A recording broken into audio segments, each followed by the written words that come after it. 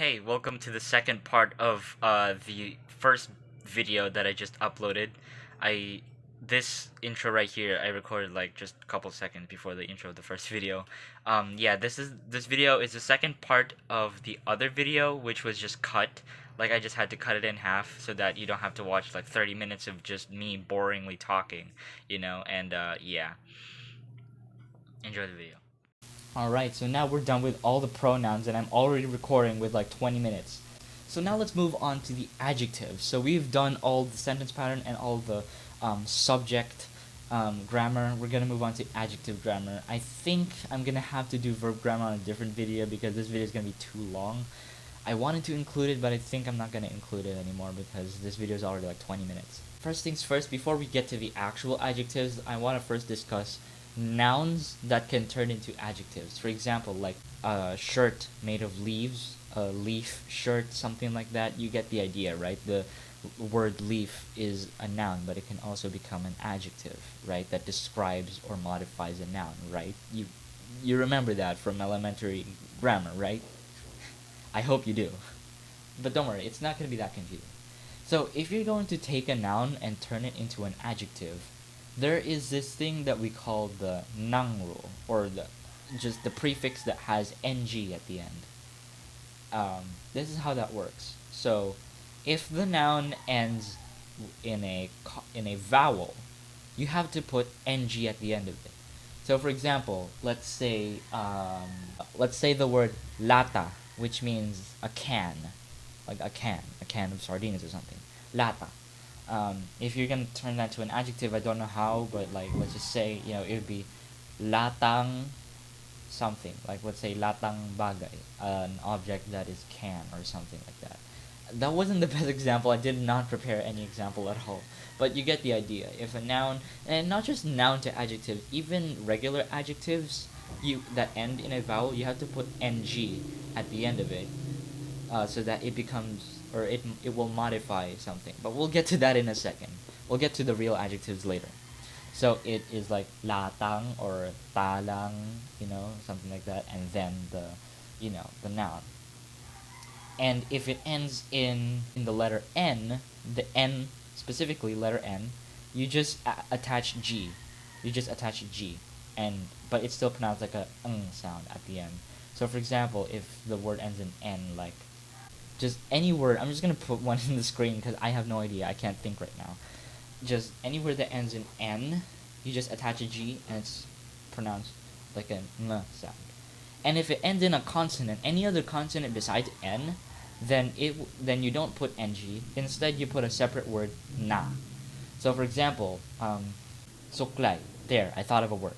Let's say suklay. So suklay na something, right? Suklay na, and then the word. And also, might I say, before we continue, I will also like to say the fact that adjectives can also be swapped in places. What does that mean? Well, what I mean with that is that, like, usually in English, you put the adjective before the noun, right? Like, for example, a good job, right? A good job. But in Tagalog, you can actually switch their places, just as long as you keep this nang rule, and it still makes sense. Like, you can say job good, even though it's swapped, but it still makes sense. Like, in that particular phrase, it would be magandang trabajo. But you can also say it the opposite way. Trabahong maganda. It works the same way. It's the same thing. So yeah, that also works in this one. Like for example, lamesang marume. Well, that means dirty table. But you can say maruming lamesa. The adjective comes first. Lamesa is the noun. But if you swap it and like lamesang marume, it still means the same thing. Like we just instantly know, oh, you mean like the table is dirty. So you can swap their places and they mean the same thing. Maruming lamesa, lamesang marume. Same thing, same meaning. We understand that. And now that I've shown you those examples, that's also leading me to the actual adjectives, like words that are actually adjectives, like small, big, good, bad, pretty, something like that. So in that example, it's like maliit, malaki, maganda, etc. And there's like a pattern that you might recognize in those adjectives that I've mentioned, which is they all start with ma. And that is just one thing to know about in Tagalog is that adjectives most of the time start with ma. But in some occasions you have to remove that ma. And so, it's just like maganda, but the root word is actually ganda, just so you know. And it's kind of hard showing all of the examples why you would do that, but yeah, just know that you can do that. But we'll talk about why we do that in a different time. And like I said, you also keep the nung rule when you're putting these adjectives like maganda, magandang. Also, there's also some occasions where there is no ma, like it's just more natural without it. Like for example, the word pangit, which means ugly. There is no ma. So you don't say mapangit, that just sounds awkward. You don't put ma at all. Just say pangit, easy. Just like that. Pangit, easy. So yeah, that's how the adjectives work. You have to put the noun rule at the end of it so that it will modify the noun, but you can also swap their places. And the last thing I'm gonna go on to, I don't think I'm gonna keep going too much. There's also a way that you can intensify an adjective, like emphasize or put more intenseness to it. And that is by virtue of the word ang. Earlier, I told you that you use ang for nouns, but you can also use it on adjectives. So what you have to do is put ang, remove the ma, and take the root word, and that will be intense or more emphasized. So for example, instead of saying maganda siya, she is beautiful, it would instead be ang ganda niya, ang ganda niya. Like, she's so beautiful. That's what that sentence means. And also, you might notice that from that sentence, right, it said, right, maganda siya, right, siya is the subject version, the subject pronoun. But with the intensifier, it became ang ganda niya.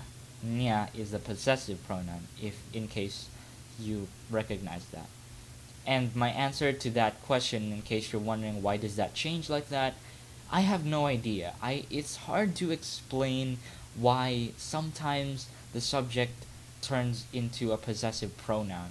I don't get it either, but just know that sometimes it changes like that. You're just gonna have to accept it. I don't know. It just happens. So in that occasion, it's maganda siya, but it turned into ang ganda niya. So the last thing we're gonna go on to, which is where I'm gonna end the video on, is adjective degrees. The normal, then the comparative and superlative. I'm just gonna go through it quickly. So the normal one, I forgot what it's called without anything, is just the regular, like maganda, let's say maganda. And if you're going to go the comparative, like pretty, prettier, right, prettier, then it would be mas maganda, like that, mas maganda. And the superlative, which is like the most, or the most beautiful, or like the prettiest, then it would be pinaka, pinaka maganda, pinaka maganda. That is the superlative. There's also another version of the superlative, and that is napaka. And it would be napakaganda niya. Instead of siya, it's niya. On that one as well, on the napaka. So with the ang and the napaka, you use the possessive version. And also with the napaka one, you might have noticed that it's not napaka maganda. No.